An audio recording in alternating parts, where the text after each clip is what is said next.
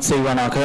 ஒரு நாத்திகவாதியாக இறைவன் என்று ஒருவன் கிடையவே கிடையாது, வணக்கத்துக்குரியவன் யாருமே இல்லை என்று சொல்லிக் கொண்டிருந்த ஒருவரை இன்றைக்கு இறைவன் ஒருவன் இருக்கிறான், அவன் மட்டும்தான் இறைவன் என்று சொல்லக்கூடியதான பெரிய பாக்கியத்தை சகோதரருக்கு அல்லாஹ் கொடுத்திருக்கிறான்.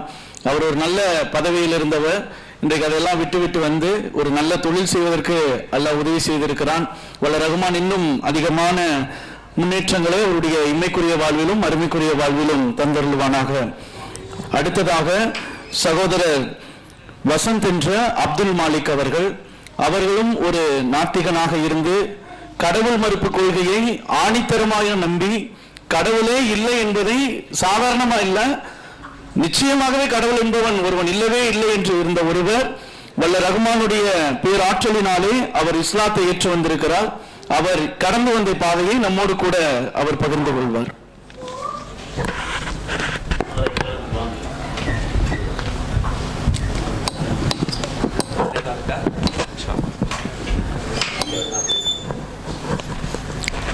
அஸ்ஸலாமு அலைக்கும் வரஹ்மத்துல்லாஹி வபரகாத்துஹு. அல்ஹம்துலில்லாஹ் வஸ்ஸலாத்து வஸ்ஸலாமு அலா ரசூலில்லாஹ் அம்மா பாத். என்னுடைய பழைய பேர் வந்து வசந்த். இப்போது அல்லாஹ்வுடைய உதவினால் அல்ஹம்துலில்லாஹ் அப்துல் மாலிக். இஸ்லாத்தை ஏற்கிறதுக்கு முன்னாடி நான் ஒரு நாத்திகவாதி. கடவுள் இருக்குன்னு யாராவது சொன்னாங்கன்னா அவர் கடவுள் இல்லைன்னு அங்கேருந்து சொல்லிட்டு எந்திரிச்சு போனால் தான் விடுவேன். அந்த அளவுக்கு விவாதங்கள் செஞ்சுருக்கிறேன். அல்லாஹ்வுடைய உதவி அல்ஹம்துலில்லாஹ். எனக்கு கொடுத்த தலைப்பு என்ன அப்படின்னா, என்னைக்கு வந்து இஸ்லாம் கிடையாது, சகோதரர் வந்து தன்னுடைய பயண பாதையை சொல்லுவார் அப்படின்னு சொல்லிட்டு போயிட்டாரு. எனக்கு கொடுத்த தலைப்பு என்ன அப்படின்னு பார்த்தீங்கன்னா தக்வா, இறையச்சம். அதை பற்றி பேசுறதுக்காக தான் காக்கா வர சொல்லியிருந்தாங்க. அல்ஹம்துலில்லாஹ். ரொம்ப சுருக்கமாக என்னுடைய உரையை நான் முடிக்கணும்னு ஆசைப்படுறேன் இன்ஷா அல்லாஹ். அஷ்ஹது அல்லா இலாஹ இல்லல்லாஹ் வ அஷ்ஹது அன்ன முஹம்மதன் அப்துஹு வ ரசூலுஹு. நிச்சயமாக வணக்கத்திற்குரிய இறைவன் அல்லாஹுவை தவிர வேறு யாரும் இல்லை என்று சாட்சி கூறியவனாக என்னுடைய உரையை ஆரம்பம் செய்கின்றேன். ரமதானுடைய நாட்கள் இன்னும் ஒரு 2-3 நாளில் ஸ்டார்ட் ஆக போகுது இன்ஷா அல்லாஹ். இந்த ரமதான் அப்படின்னா என்ன அப்படின்னு நம்ம மக்கள்கிட்ட கேட்டால் நம்ம மக்களுக்கே சில பேருக்கு தெரியாமல் ஏழைகளுடைய பசியை உணர்றதுக்காக தான் இந்த ரமதான் வருது அப்படின்னு சொல்லக்கூடியதை பார்க்குறோம். ஏழைகளுக்கும் ரமதான் கடமையாக்கப்பட்டிருக்குல்ல. ஏழையுடைய பசியை உணர்றதுக்காக தான் ரமதான் அப்படின்னா அவங்க ஏன் நோன்பு வைக்கணும்? அல்லாஹ் சொல்றான், உங்களுக்கு முன்பு இருந்த சமுதாயத்தின் மீது நோன்பு கடமையாக்கப்பட்டதை போன்று உங்கள் மீதும் கடமையாக்கப்பட்டிருக்கிறது. இதன் மூலம் நீங்கள் இறையச்சம் உடையவர்களாக ஆகலாம். அல்லாஹ்வின் மீது பயம், தக்வா அப்படின்னு சொன்னா அதுக்கு அரபியில நிறைய அர்த்தங்கள் இருக்குது. அதில் பிரதானமான ஒன்று அல்லாஹ்வுடைய அதாபிலிருந்து நம்மை நாம் பாதுகாத்து கொள்வது அப்படின்னும் ஒரு அர்த்தம் இருக்குது. இந்த தக்வா அப்படிங்கிறத எப்படி நம்ம புரிஞ்சிக்கலாம் அப்படின்னு சொன்னால், இன்னைக்கு நடைமுறையில் நம்ம எப்படி வாழ்ந்துக்கிட்டு இருக்கோம், ஆனால் நம்ம எங்கே போக போகிறோம் அப்படிங்கிறத எளிமையாக புரிஞ்சுக்கிட்டோம்னாலே போதுமானது.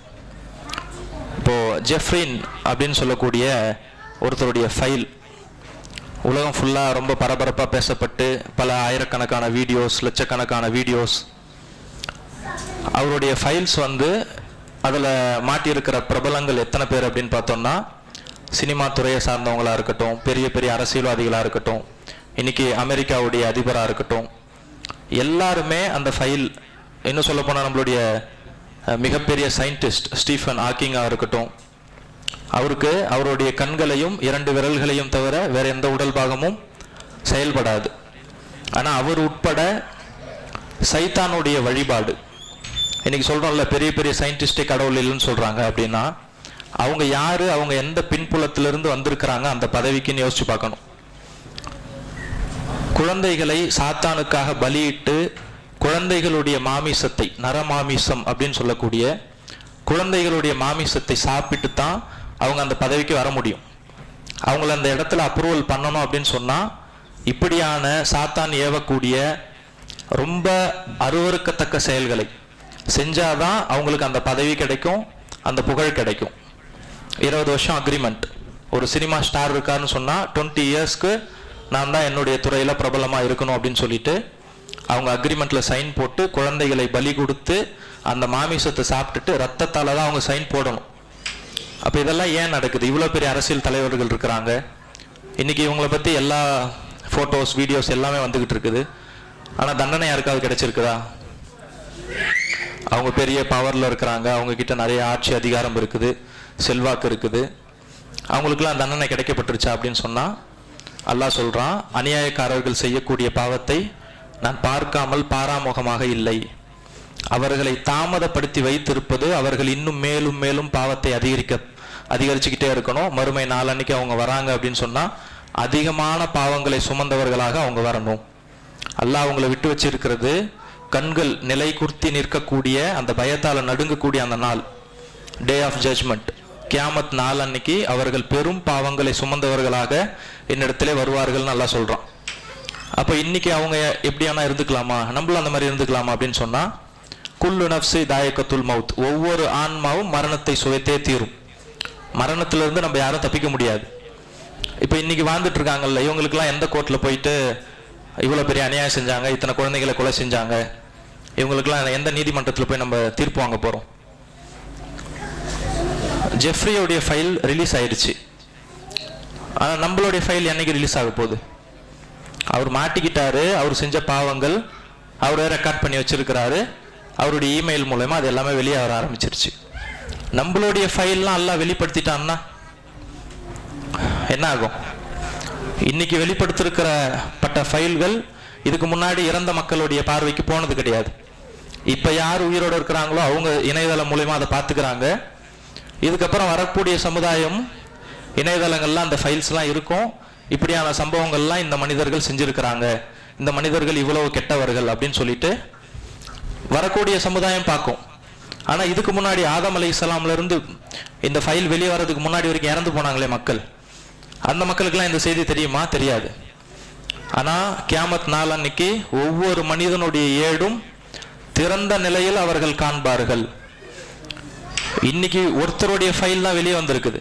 நம்மளுடைய ஃபைல் அல்லாஹ் வெளிப்படுத்திட்டான் அப்படின்னு சொன்னா நம்மளுடைய தாய், நம்மளுடைய தந்தை நம்மள மதிப்பாங்களா?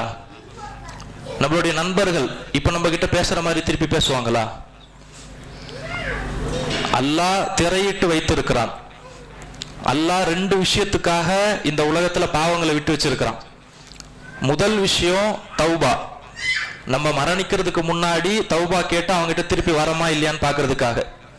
இன்னொரு விஷயம், அவர்கள் அந்த பாவத்தை அதிகமா செய்யணும், மறுமை நாள் அன்னைக்கு அதிகமான தண்டனைகள் அவர்களுக்கு கொடுக்கப்படணுங்கிறதுக்காக. அந்த லிஸ்ட்ல நம்ம ஃபைல் இன்னும் வெளியே வரல, அவ்வளவுதான். அவர் மாட்டிக்கிட்டாரு, நம்ம இன்னும் மாட்டல. யார் பாவம் செய்த நிலையில் அல்லாஹுவை சந்திக்கிறார்களோ அவங்களுக்கு என்ன மறுமை நாள் அன்னைக்கு என்ன கிடைக்க போகுதுன்னு நமக்கு தெரியும். இப்ப இன்னைக்கு வாழ்ந்துட்டு இருக்காங்களே மனிதர்கள், அவங்க இஷ்டத்துக்கு எப்படி வேணா வாழலாம், எதை வேணா வணங்கலாம். இருக்கிறதுலே மிகப்பெரிய பாவம் என்ன அப்படின்னு சொன்னா அல்லாஹுவை விட்டுட்டு தகுதி இல்லாத வேற ஒன்னத்தை வணங்குறது.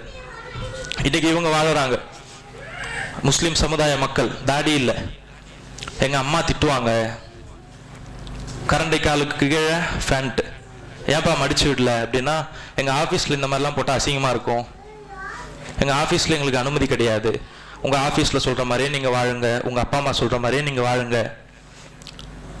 மரணத்திலிருந்து உங்களை யார் காப்பாற்ற வருவாங்க? உங்க அப்பாவா அம்மாவா? என்னுடைய புள்ள இவரு, இவ்வளவு நாள் நான் தான் இவரை நல்லபடியா சொல்லி கொடுத்து வளர்த்தேன், இறந்த உடனே கபருடைய பள்ளத்துல நானும் இறங்கி உட்காந்துக்கிறேன் கூட அப்படின்னு யார் வர போறாங்க? இல்ல நானும் அவரை என் கூட வச்சுக்கிறேன்னு யார் சொல்ல போறாங்க? எடுத்துட்டு போய் புதைப்பாங்க, கிளம்பிடுவாங்க. 3 கேள்விகள் கேட்கப்படும். உன்னுடைய ரப்பு யார்? உன்னுடைய மார்க்கம் எது? உன்னுடைய தூதர் யார்? இந்த 3 கேள்விக்கும் புத்தகத்தில் படிச்சுட்டு எக்ஸாம் வரும்போது எழுதிட்டோன்னு சொன்னா இங்க பாஸ் ஆயிடலாம், கபர்ல பாஸ் ஆக முடியாது. இங்க நம்ம எப்படி வாழ்ந்தோமோ அந்த வாழ்க்கைக்கு தான் அங்க பதில் சொல்ல முடியும். உன்னுடைய மார்க்கம் எது அப்படின்னு சொன்னா அல்லாஹ்வுடைய தூதர் ஸல்லல்லாஹு அலைஹி வஸல்லம் நமக்கு எதை கற்றுக் கொடுத்தாங்களோ அப்படி நம்ம ஃபாலோ பண்ணணுமா? இந்த 3 கேள்விக்கும் பதில் சொல்லல அப்படின்னா என்னென்ன தண்டனைகள்?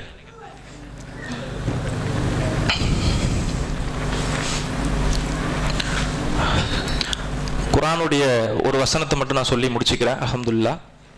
யார் அல்லாஹுவை சந்திக்கக்கூடிய அந்த நாளில் உள்ளத்தை பரிசுத்தப்படுத்தியவர்களாக என்னிடத்தில் வந்தார்களோ அவர்களுக்கு வெற்றி உண்டுன்னு அல்லாஹ் சொல்றான். இந்த ரமதான், யார் இடத்திலே ரமதான் வந்தடைந்து அவரை விட்டு அந்த ரமதான் போகும் பொழுது பாவங்கள் மன்னிக்கப்படாமல் அந்த ரமதான் அவரை விட்டு போகிறதோ அவர் நாசமாகட்டும் அப்படின்னு நபி ஸல்லல்லாஹு அலைஹி வஸல்லம் சொல்றாங்க. நம்மளுடைய பாவங்களை இன்னும் எத்தனை ரமதானுக்கு நம்ம இருப்போம்னு தெரியாது. இன்னைக்கு லாஸ்ட் டேவா இருக்கலாம், இல்லை நாளைக்கா இருக்கலாம். அப்போ இந்த ரமதானை சரியான முறையில் ஃபாலோ பண்ணி நம்மளுடைய ஃபைல்ஸ் எம்டியான நிலையில, பாவம் அப்படிங்கிற அந்த ஃபைல் மட்டும் டெலீட் ஆன நிலையில அல்லாஹ்வை நம்ம சந்திக்கக்கூடிய வாய்ப்பை அல்லாஹ் தரட்டும் அப்படின்னு சொல்லி துவா செஞ்சவனாக என்னுடைய உரையை நான் நிறைவு செய்கின்றேன். அஸ்ஸலாமு அலைக்கும் வரஹ்மத்துல்லாஹி வபரகாத்துஹு.